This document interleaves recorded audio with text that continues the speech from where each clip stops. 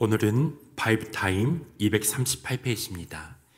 29일 화요일 본문 요에서 1장 말씀을 보도록 하겠습니다. 요에서 1장 1절에서 4절 말씀을 함께 읽겠습니다. 부두엘의 아들 유엘에게 임한 여호와의 말씀이라. 늙은 자들아 너희는 이것을 들을지어다. 땅의 모든 주민들아 너희는 귀를 기울일지어다. 너희의 날에나 너희 조상들의 날에 이런 일이 있었느냐? 너희는 이 일을 너희 자녀에게 말하고 너희 자녀는 자기 자녀에게 말하고 그 자녀는 후세에 말할 것이니라. 팥중이가 남긴 것을 메뚜기가 먹고 메뚜기가 남긴 것을 느치가 먹고 느치가 남긴 것을 황충이 먹었도다.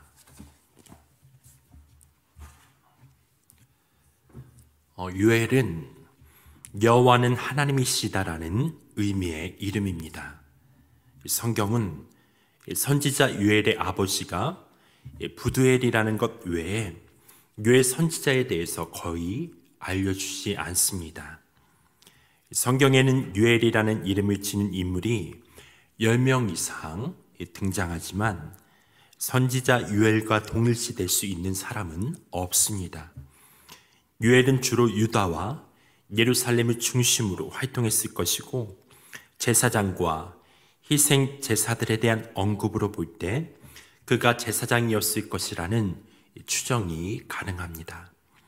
하지만 그가 제사장들에 대해서 매우 객관적으로 말한다는 점은 오히려 제사장 그룹밖에 인물일 가능성도 있습니다.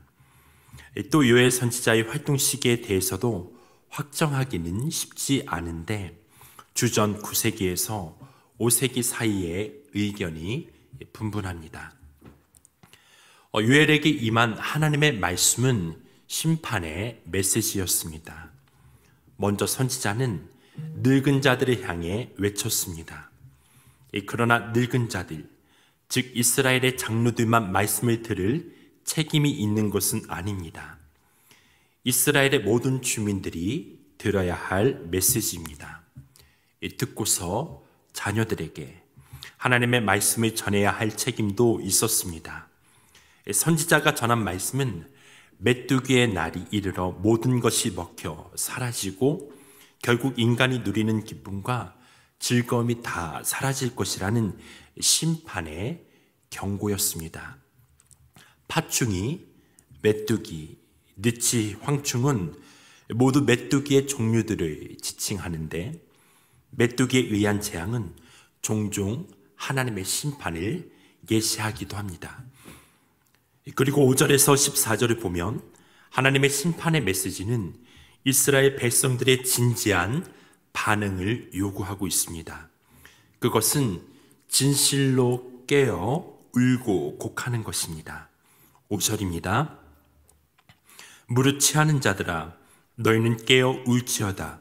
포도주를 마시는 자들아 너희는 곡할지어다. 이는 단 포도주가 너희 입에서 끊어졌음이니. 울고 곡하는 것은 두 가지 이유 때문인데 첫째는 단 포도주로 상징되는 삶의 모든 즐거움이 사라졌기 때문입니다. 둘째는 메뚜기 떼처럼 이방인이 하나님의 백성을 회파했기 때문입니다. 이 슬픔과 곡함은 마치 약혼한 여자의 남편이 죽은 것 같은 고통스러움일 것입니다. 8절입니다. 너희는 애곡하기를 처녀가 어렸을 때에 약혼한 남편을 인하여 굵은 배로 동이고 애곡한 같이 할지어다. 하나님의 백성은 하나님을 섬기며 즐거워하라는 명령을 받은 사람들이죠. 하지만 즐거워할 수가 없습니다. 왜냐하면 하나님께 바칠 것이 없기 때문이라고 말하고 있습니다. 10절입니다. 밭이 황무하고 토지가 마르니 곡식이 떨어지며 새 포도주가 말랐고 기름이 다하였도다. 농부들은 수관 열매를 얻지 못함으로 부끄러워할 할 것이고 사람의 즐거움이 말라버릴 것입니다.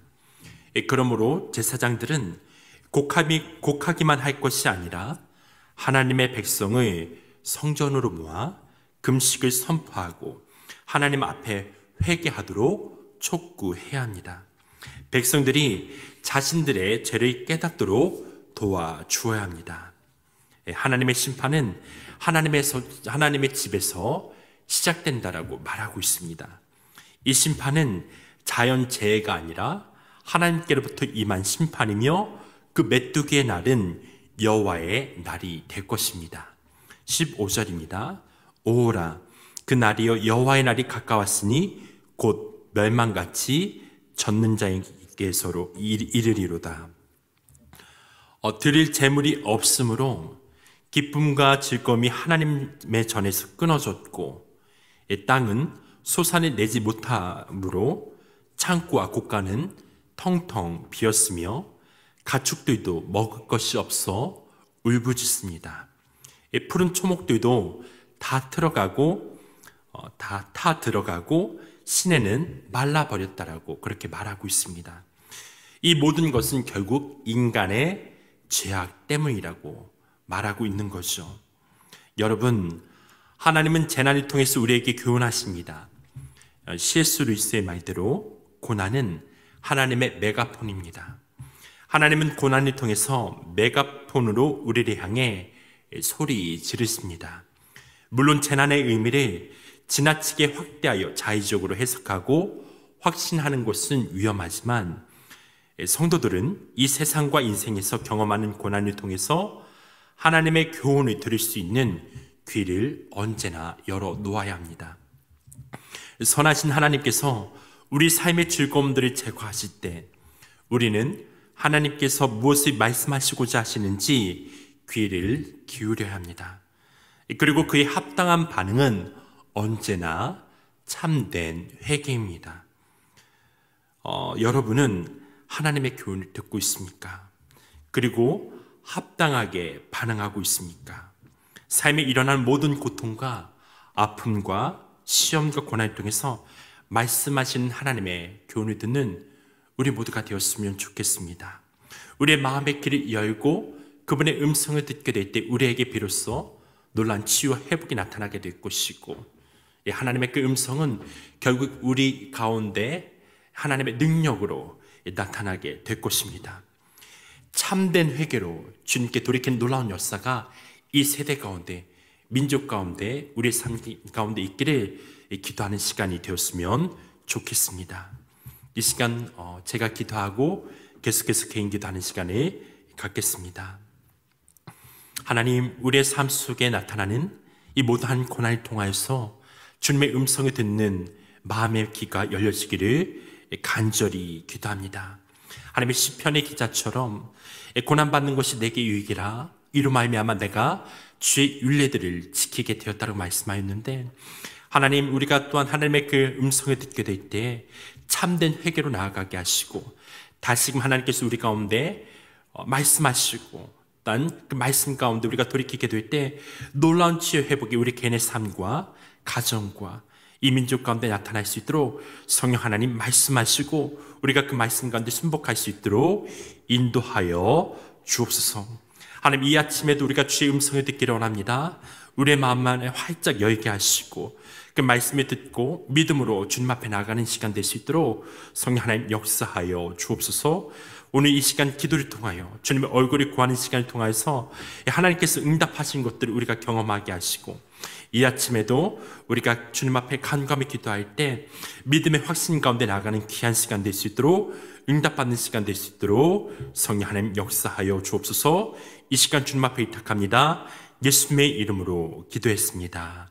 아멘.